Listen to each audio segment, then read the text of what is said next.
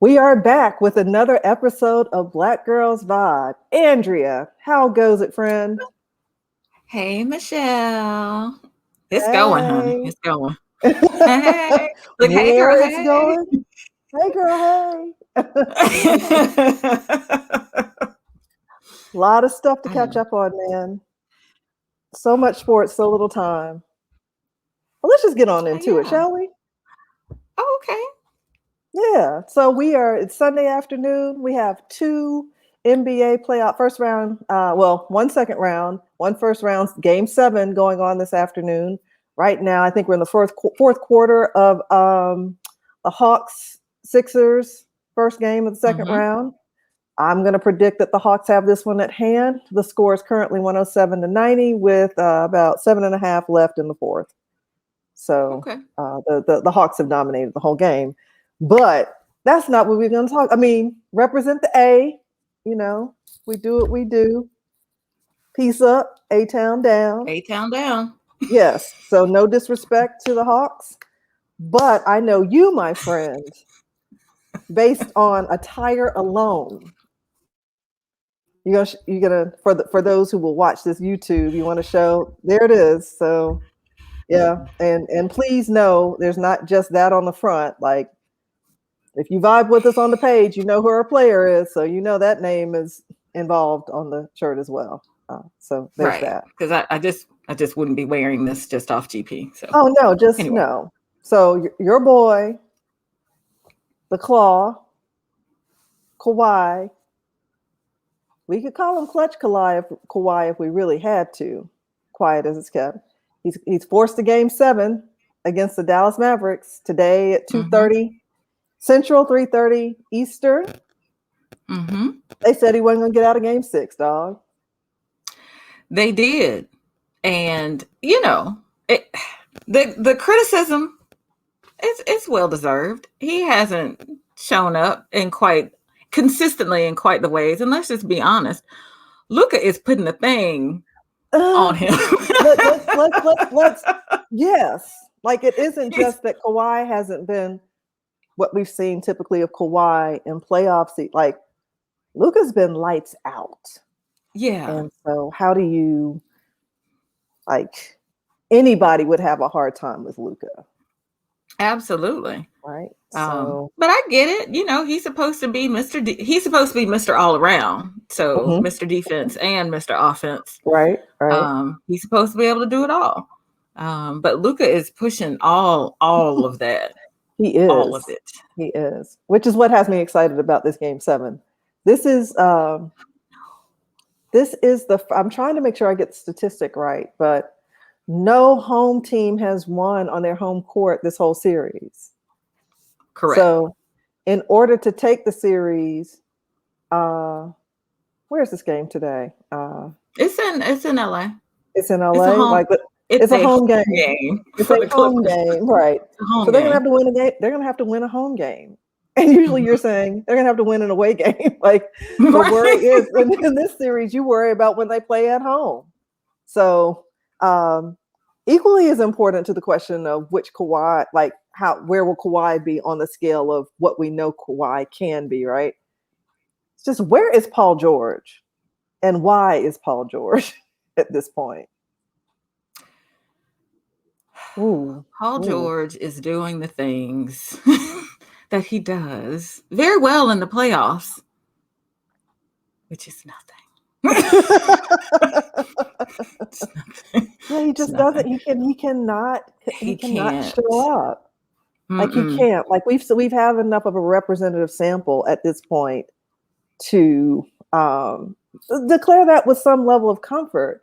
Which is why, for me, as much as it pains me to say it, even if they make it out of the series, with the gauntlet they're going to have to go through in the West, especially given who's remaining, how far can Kawhi kind of singularly carry them beyond the first round if they win today, realistically?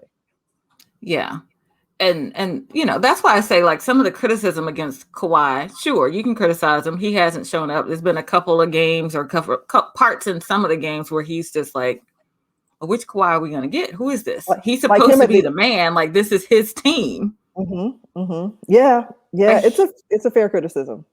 it is, but it's also where is everybody else? Because Paul George is supposed to be a superstar, and I get it. Playoff Rondo is a real thing. Whether this playoff PG is or not is yet to be determined, but playoff Rondo is real. He's a serious dude. Yeah, he is, and he has brought. It's just still like I don't know what's not right with them as a team. Yeah, I don't know what it is. yeah. And I thought after the bubble playoffs that they would have been able to figure it out, but I just am still shocked at how they've not taken anything away from Dallas, but just the fact that they have continued to just struggle and just not be able to clear this. Because if they lose the series, I don't know, you get bounced in the first round. If they lose the, correct me if I'm wrong, because I know you know this. Kawhi is eligible as a free agent after this season, right? That is correct. Yeah. And if they lose tonight or today, right. You think he stays? So I knew you would ask me that. And I don't have an answer for two reasons. Two reasons. The main one is because I didn't think he would leave Toronto. Okay. And he totally did. And then the second thing is I just don't know where else does he go. Where does he go? Yeah. Yeah. And then it's like, and I've heard Stephen A. Smith, name off a couple of places that are like, ooh, like Miami. And so going back to the East. But then it's like with the type of player that he is, this would be team number 4 if he moves, which, that may not make a difference. I don't know. This day and age, it may not matter. But that's the other thing. So I'm not sure. Yeah. But it's like they'd have to get somebody else, because I don't think Paul George is going anywhere. He's not. Yeah. Yeah. And he's not the man. Like, no, I think to the extent that the Clippers deferred to like turn the keys of the car over to Kawhi, like I think he misjudged what Paul George could bring to the table, and that's on him. That's on Kawhi for thinking. And I understand why the Clippers did it. Like they got him, so like they have to give him some. Who do you want your complimentary pieces, or who else do you want to be with you? But I think he hopefully is realizing like, oh, he's not that dude.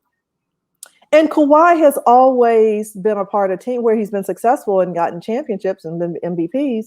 It's not always just been Kawhi as the man, right? Like he's always had strong compliments. Like if you look at the series, the final series in 19, like that wasn't just the Kawhi show. That was Fred VanVleet. That was Siakam. Mm-hmm. That was Lowry, and you don't hear like comparable names that he has as supporting pieces with the Clippers. I mean, I think fundamentally that's his problem, is like he is great on his own, yes, but even at his greatest points, he's always had great compliments. So on those nights when he was off, you had cats who could pick up the slack. He doesn't have that in the Clippers as it's formally constituted. No, because it's not Beverly and it's not consistently PG. Rondo is not solely there for that purpose. He brings another element to the team that they didn't have last year, but that's still not his role. It's not his role. And Rondo's getting up there age-wise. You know what I mean? Like that's not that we shouldn't expect that type of production from Rondo on a day in, day out basis. I think what Rondo most brings to the table for this team is some like leadership and some needed aggression from time to time. Rondo is tough as nails. Listen, because he was not happy with Kawhi when he shot that air ball. When he shot that air ball. What you doing? Yeah. Like, what are we doing? That's what we're doing. Yeah. Like, so Like he's that. and that's a necessary element for a championship team. But again, I mean, it's too extreme a comparison. But I view, because Rondo can actually still like run up and down the court and affect a game in a way. But you know how like the Heat have kept UD all these years, not for so much for him to play, but for him to be that dog, so to speak.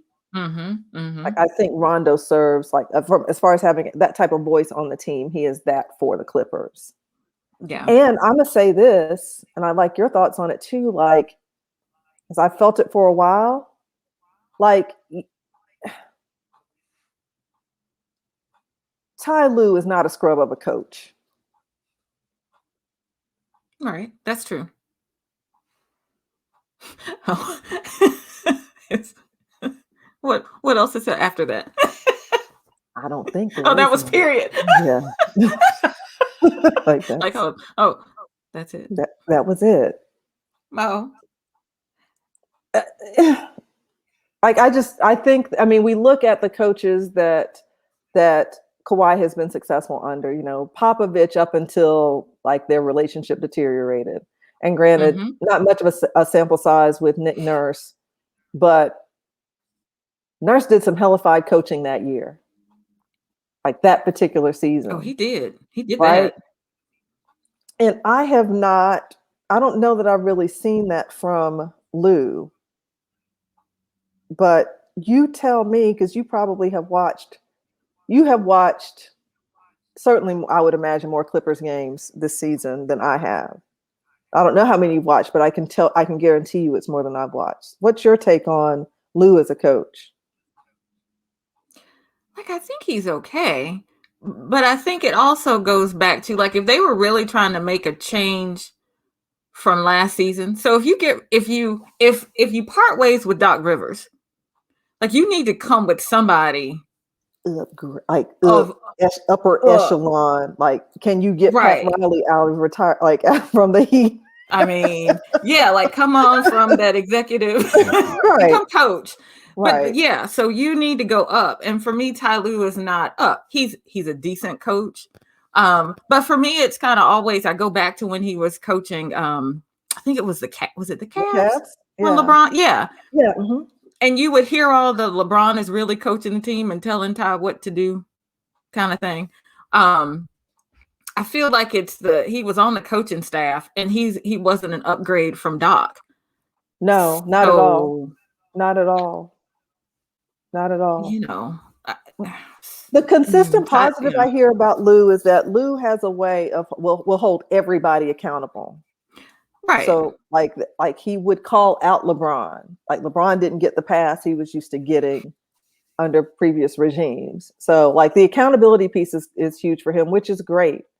But I'm not sure that for the Clippers, if the Clippers want to ship, I don't know that they're getting it with Lue as the coach. I don't think so. Point blank, period. Yeah. And if they don't get it this year, when, how, where? Yeah. Because this is Lue's first year. It is. Yeah.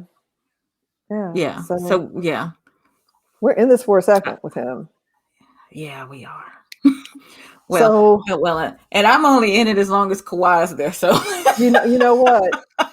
You're right. Just this could be a whole different shirt next. Right. Right. It's like, if I'm being honest. Like, no. That's an important, because I think it applies to both of us, actually. I wouldn't say that. I would say we're pretty agnostic when it comes to actual teams, right? There are players that we're more invested in, and which team are they on? Because that's the team I'm a rock with. I know you're in limbo, trying to figure out which Aaron Rodgers team you're going to support. So I don't think it's going to be the Packers. I don't think so either. What would really help is if he went to a team where there was an Alabama player.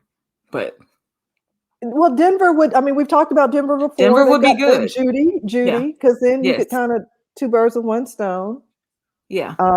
And while we're in the football mode, I know there's other NBA stuff we could talk about, and we can come back to it. But because it's like hot off the presses, Julio to the Titans. Yeah. How are you feeling about he's that? Out of here. He's out. As a Bama fan, as a Falcons follower and fan who rocked with the Falcons largely because of Alabama players, how are you feeling about him leaving the A? So it's really hard. Deep side was coming. It is. It's hard because I'm torn. Julio, second to Roddy, is my let me not say that. I won't finish that statement. I will. What I was going to say is that he's my second favorite Falcon. That's not accurate. But he is one of my favorites, and I have primarily stuck with watching the Falcons even after Roddy retired because of Julio. Who's your second favorite Falcon? Well, I mean, it kind of goes between, you got Roddy, you got Michael Vick. It's a few. Okay, gotcha. Yeah, okay. I didn't want to prioritize them. That's why I stuck myself. No, and then I was going to hold myself to position. Down a rabbit hole, and I just, in my mind, I need to pull myself out. My bad, and I don't want to encourage that. So Julio is on your short list of faves. Let's just leave it at that. He's in the short list. Okay. Yeah, I saw myself going down somewhere. Like, see what had happened with Vic was. Yeah, and then it just, it wasn't playing out well in my mind, friend. Hilarious. Anyway, I know it. So because he's getting older, though, and I just don't see them going back to the Super Bowl, I want to have, to the playoffs, anytime soon with their current situation at quarterback. But I want to see him in a position again where he can win. So I'm sad to see him leave, but if it's a better situation for him and it will, possibly get him another opportunity to win a ring, then I'm all for that and I support it. But I've kind of, we've talked about, I've suspected that he was going to leave once the Falcons drafted Pitts. I thought he was gone after that. Yeah. And by way of update on this Sixers Hawks game has gotten close. Oh, it's 118-111 with a minute and a half left. Yeah. Okay, now the Hawks can't do the thing that Atlanta teams typically do. This can't be. This can't be that. It's gonna be some sad. I know it's like only the first game, but it's gonna be some sad Facebook friends. Indeed. In my timeline or in the news. Yeah, for sure. Keep me posted while you're watching that. Yeah, I'm just keeping an eye on it because I'm focused on this. But yeah, it's gotten close. It's Bomani Jones talking about having to get off that narcotic of supporting Atlanta football teams. Like, yeah, man, I had to get off that narcotic after the Super Bowl. After the Super Bowl, because it's like they had to get off the narcotic. So I'm just hoping this isn't one of those narcotic moments like happening in real time in this game. But so yeah, I'm excited to see what Julio in Tennessee looks like, him and Derrick Henry together. So yeah, it makes me excited. It makes me want to, check out the Titan schedule and see what's good. I know. Nashville, here we come. I know, right? And I don't think they play the Falcons though, which would be the ideal, right? But I know. I don't think they play the Falcons, but we'll have to check out, see what might look good and appealing. I wonder if they play the Steelers, because then see Najee, diabolical. I know. So we'll have to check that out. Definitely, this definitely puts the Titans on like my list of like in addition to the Falcons and Panthers as far as potential games. Like, okay, maybe there's a Titans game, regular season game in the future. What else is going on NFL wise while we're in this lane? I don't know of any. That seems like as far as like the latest thing, like the latest news of any importance there. I mean, between Julio, I mean, Julio's chip has fallen as far as where he's going to land. We're just waiting on your boy A Rod, right? A Rod. Yeah. Yeah. So I guess more to come there. Pivoting back to the NBA, because that's where we are this afternoon, literally. So it's 5-point difference now. The Hawks are still up. I cannot believe this game has gotten this close. Gosh. Yeah. So are you surprised by the Lakers' early exit? I knew we were going to talk about the Lakers. Yes, friend. Yes. When AD, sort of. So when AD went out, yeah. I said they're not going to win. Yeah. Watching this, I don't know if I watched every game, but at least most of the games in that series, the Suns were just playing too well. And yeah, without having both a healthy AD and LeBron, yeah. And Book was more just so AD. Definitely. Book was lights out. Like he was not to be denied at all. Yeah. And I don't know if you saw the clip of like Jamel Hill posted this clip of like Book came in like a old school Cutlass, like driving through the facilities, like he's driving up to the lake to Staples, like the Lakers owe him money. Like he came in real determined. He came in hot, like he hit that curve. He did. Yeah. And then his attire. Did you see the pants my man had on pregame? Yes. Like he was not. I mean, he was just ready to handle business in every way. So yeah, I wasn't very surprised by it. And we have to reconcile ourselves to the fact that LeBron is getting older. You know, the LeBron is 37 now, 36, 37. Yeah, 36 or 37. Mm-hmm. Yeah. So Father Time always wins in that way. So I wasn't particularly surprised either. And we have to.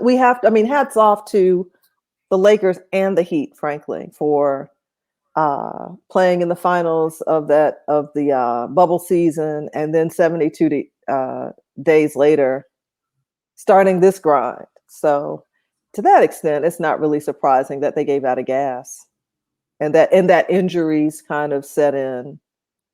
Not surprising at all, but hats off to them for sure. Yeah.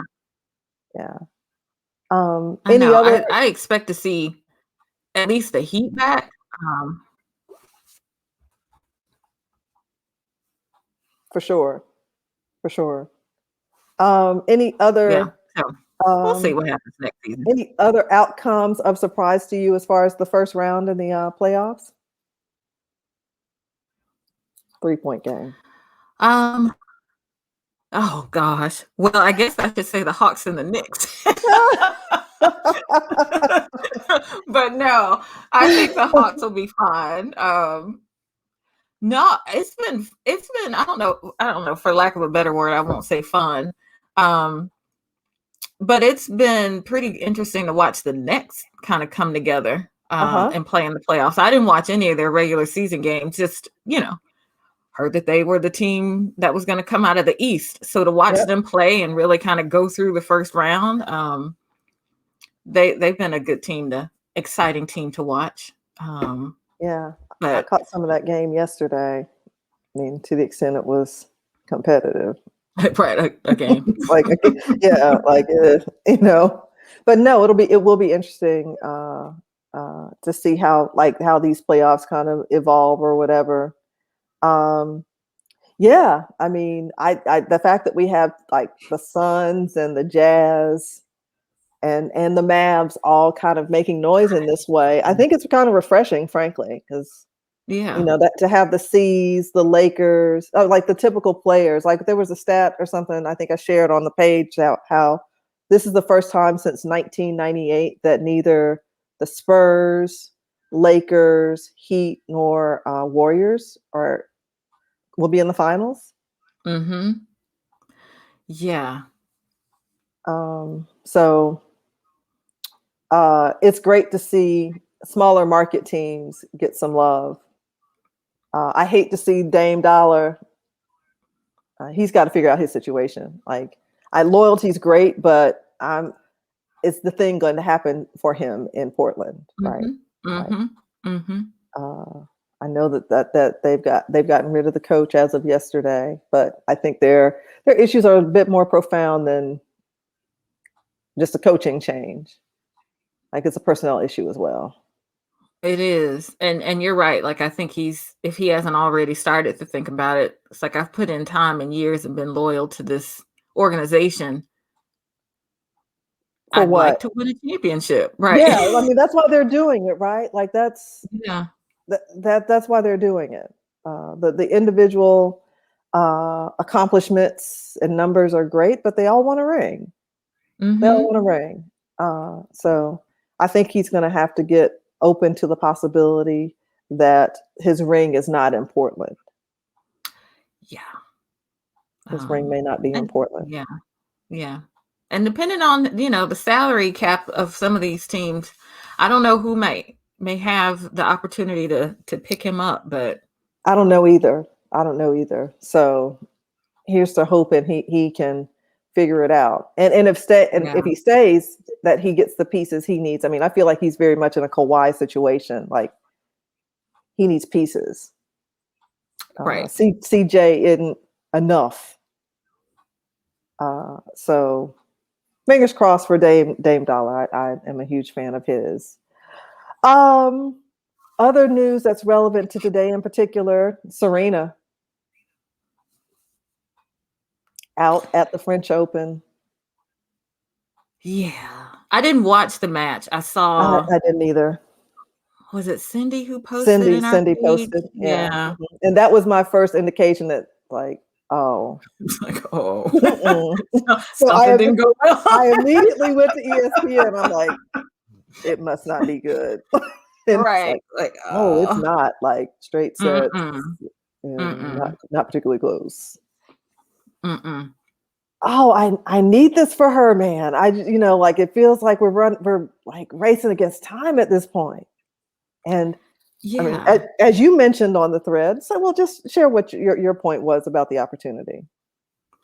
Well, and we'll probably talk about this at some point in our whole tennis discussion, but with Osaka not being in the French Open tournament, clearly there are other good players, but as of lately, it seemed to have been where Osaka is the primary challenger to the threat. She's the threat. She's the one that is going to be in the finals. And so at some point you're going to have to get through her. And so without Naomi there, to me, this was Serena's time. If she's going to tie the record, then what time like the French Open? This is it. And so, yeah. My nerves are bad, like, officially, because now what do we have next? Wimbledon in a couple weeks, starting in a couple weeks? July or June, yeah. So Wimbledon. Yeah. And then the Open in August, September. Yeah. It's and so without having watched this match today, and I don't know if I actually saw any of her prior match, but just, heard how well she played. So I'm not sure what didn't go well today for her. 2.2. 124, 126. Time is left in this game. 8.9. This has been the longest minute and a half. You talk about nerves being bad, man. It's just like. And when you say 2-point game, that's the Hawks still up by 2? Mm-hmm.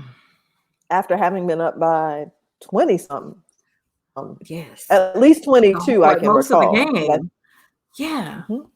Oh. Okay, up by 3 now. Okay. Maybe one more free throw. The longest. It really is. It really is. It's like pulling teeth. I'll give the Sixers credit. They came back. This is going to be a series. But I digress. We were talking Serena. We were talking what this window looks like. Because Serena is 40 in September. Yeah. If I'm not mistaken. Wow. Yeah, she's 40. She's 40. So it's like, yes. Yeah, 40. And not getting any younger. And I don't know what kind of injuries she's still nursing, or whatever the case may be, but I don't know. And the image and the talent. Oh, go ahead. No, you got it. Seriously. I was just gonna say, and the talent is just getting better. So I haven't seen Coco Gauff play, but she seems to be doing fairly well this tournament. And I don't know if Sloane won her last match yesterday. I don't know if she's still in it, but still some of the younger players, other than Naomi, are doing well. American players anyway in this tournament. Yep, that's right. I mean, you make a good point. Like, Serena's getting older, and the younger players who were like inspired by her are like prime aspiring, right? Ascending. So she's got her age and their youth, in her head. It would be in my head if I were her. So she. So let's keep hope alive for her for Wimbledon. Let's keep hope alive for her for Wimbledon. And so what happens there. But this is a good segue into the inevitable conversation around Naomi Osaka. Were you surprised by the position that the tennis federations took with regard to her backing off of pressers? I was, but I probably shouldn't have been. Just kind of given, I really shouldn't have been. I mean, she said from the beginning, before the tournament started, like, this is fine me, I'm not doing it. but donate my fine to a good cause. So it's I wish I don't know. For some reason I was still surprised. It was disappointing that they did take that position, especially given what I didn't know that I saw you posted earlier with Federer withdrawing from the tournament. Yeah. Listening to his body. Right. So I'm like, if he's doing the thing that she said before the tournament started, that she's like, mentally, I'm not here. I'm trying to, like, I still want to play. I just don't want to talk to you. I just don't want to have to talk and to that's you. not okay. And she said that at the jump. And you know how much I am team Fed. I know. Yeah. So if he's like 3 rounds in and it's like, yeah, I'm not, my body's saying no. I'm not feeling, my body's saying no. and good. Yeah. And they're like, oh, it's okay. We support you. How is this different? I just had questions about that. But anyway. It's not. Okay. Yeah. Yeah. And I just feel like the first of all, the French Open Federation just completely bungled how they handled her initial indication that she didn't want to do pressers. And then to double down in it and have their fellow federations in the form, from Wimbledon, US Open, and Australian kind of pile on and say, okay, but if you continue this route, like, there's going to be essentially escalating penalties. I just thought it was so tone deaf. I'm not saying anything that hadn't been said 1,000 times at this point. But I think there's a conversation around not just like Black athletes and their mental health that Naomi's condition brings to light, that we're just not talking about, like this mental health piece, and athletes, and Black athletes in particular, Like this just opens up a whole Pandora box around that conversation that frankly expands far beyond a tennis court and tennis and Black tennis players.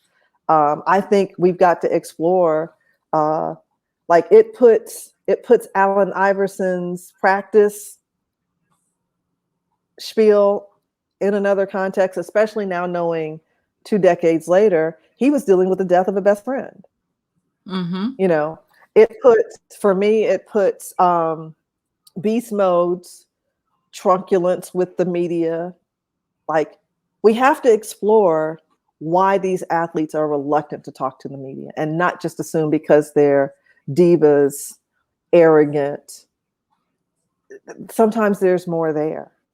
And I think Naomi in her own way will facilitate those discussions in a more expedited manner than has she not taken the stand that she's taken. And I'm completely sure she took this stand more as a matter of personal protection and, as they say, self-care.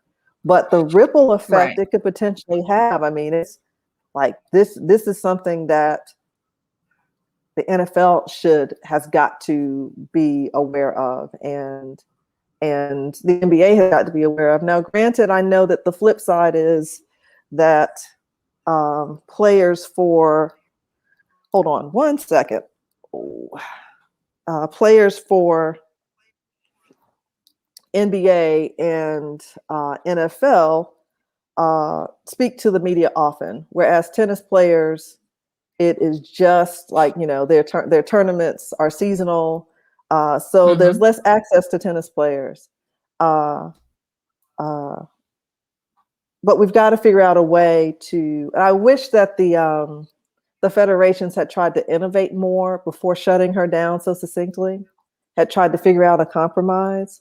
Posted an article about that in which a lawyer posited that they in fact broke the law by virtue of not, or that the French Open broke the law by virtue of not attempting to accommodate her in some way.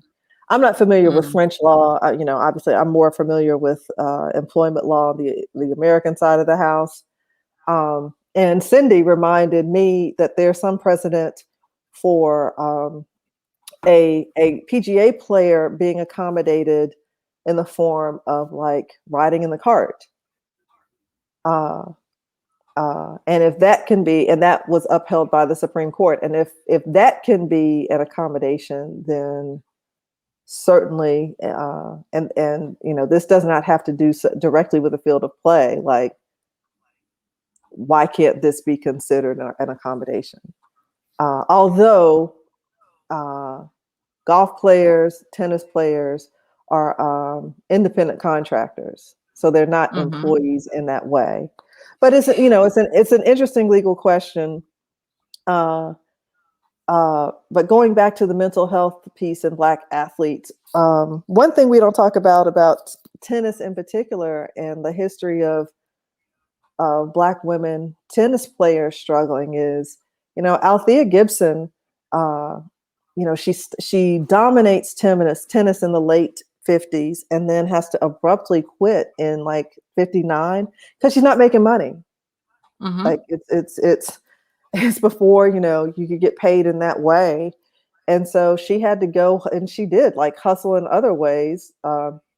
One by becoming like a member of the LPGA, I think one of the first Black women to do that. And she was a good golfer. But in the sometime in the 80s or maybe even the 90s, she reaches out to her former doubles partner to say goodbye. Her beloved husband has died. She's run out of money, and she's planning on ending her life. And the doubles partner, who was also a dear friend, said, "Wait, like, what is it what exactly do you need in this moment?" And initiated like an effort to get her back on her feet financially, which she did. But these mental health issues aren't new to Black women in tennis. Right. Arguably, like the greatest Black woman tennis player, like clearly had like suffered from anxiety and had ideations of suicide. So this is just a continuum. I mean, and the irony is Althea Gibson is in this place in part because of financial destitution. 20 or 30 years later, 40 years later, you have Naomi Osaka. Money is not her problem. Mm-hmm. Like in fact, she's like, I'll pay the fine.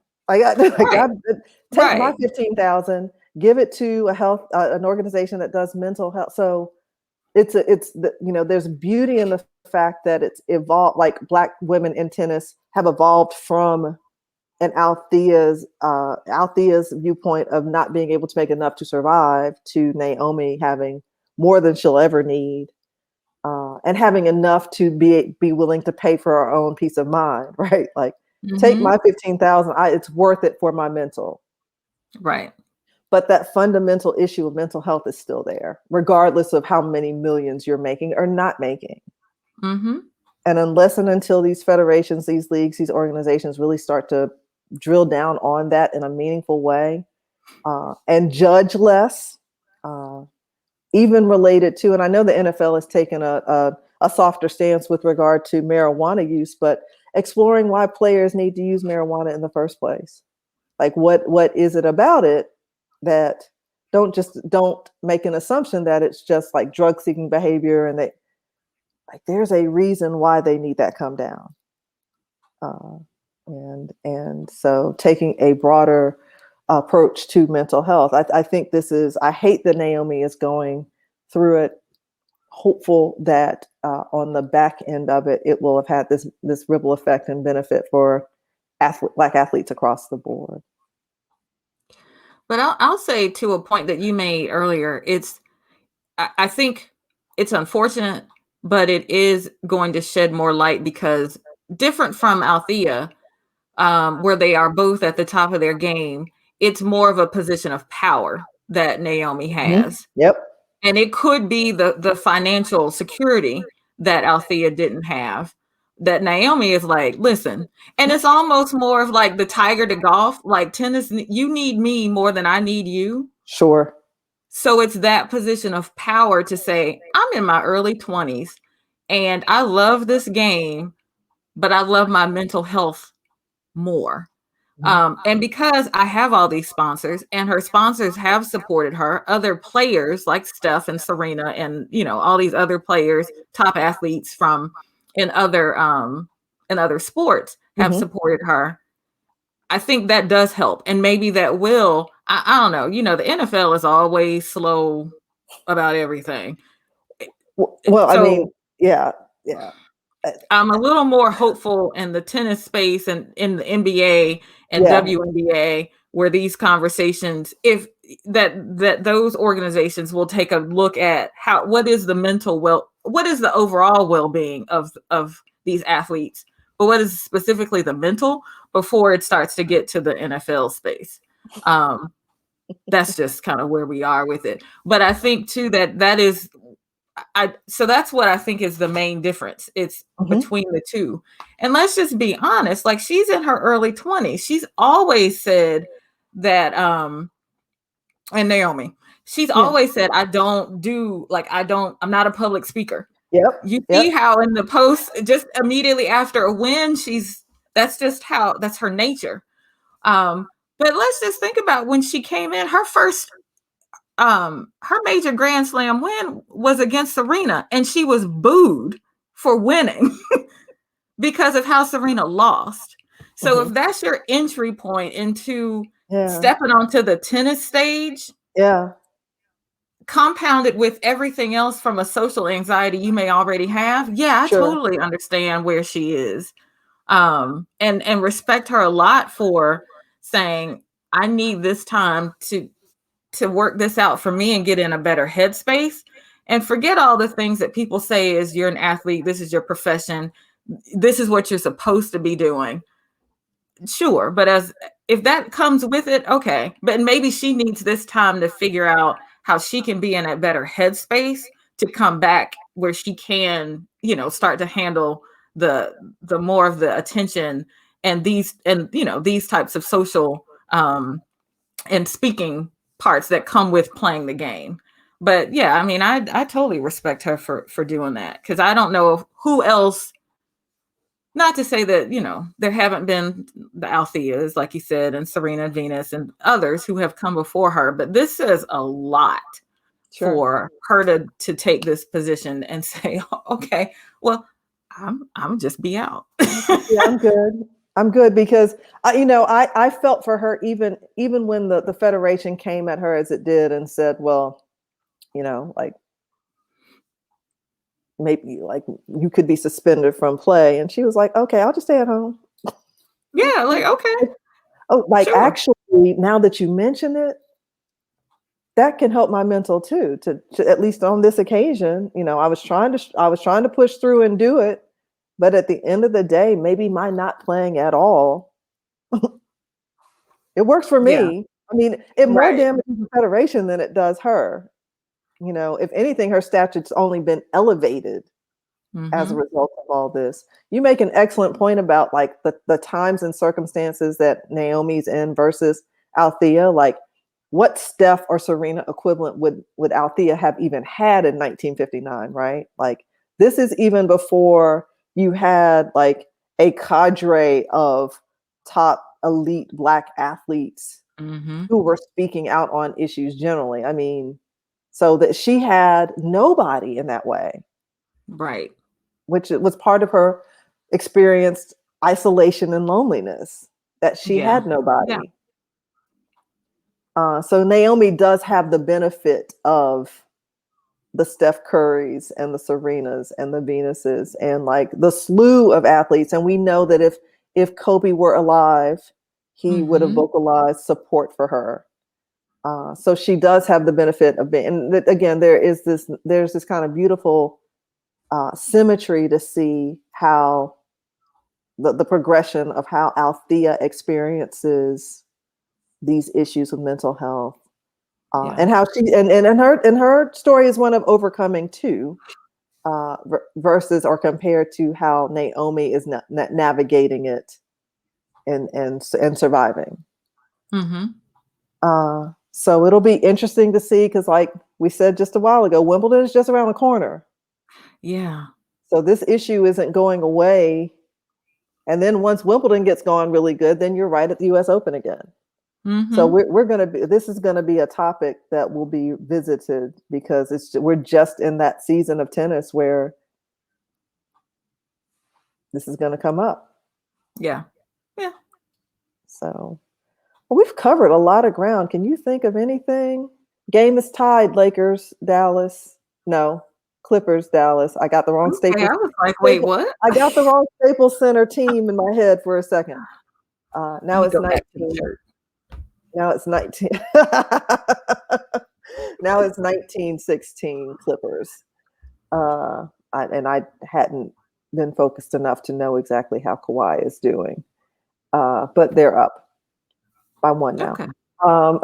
So yeah, there's a lot for us to talk about going forward, and look forward to doing. So you got any closing shots, parting shots?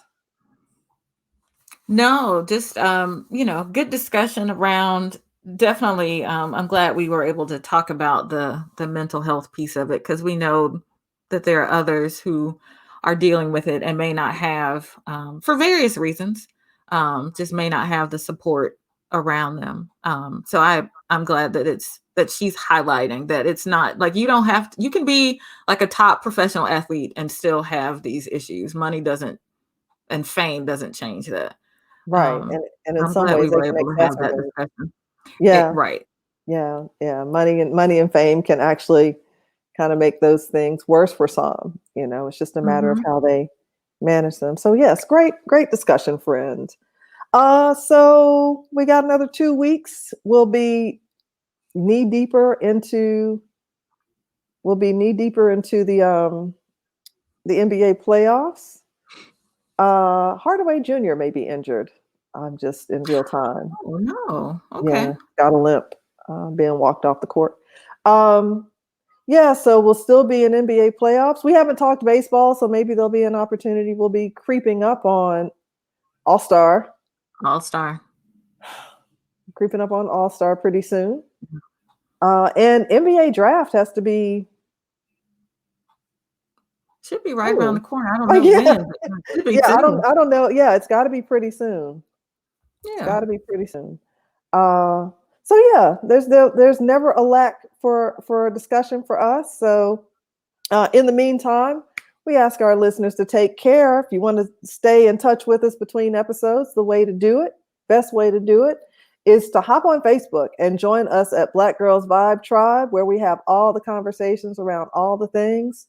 There are daily posts around sports news and folks offering their hot takes and on different sports things. There's a lot of humor, I think, to be found on our page. Whether folks mean to be funny or not, they are. And so until we meet again, you all take care and be safe. Bye-bye. Bye.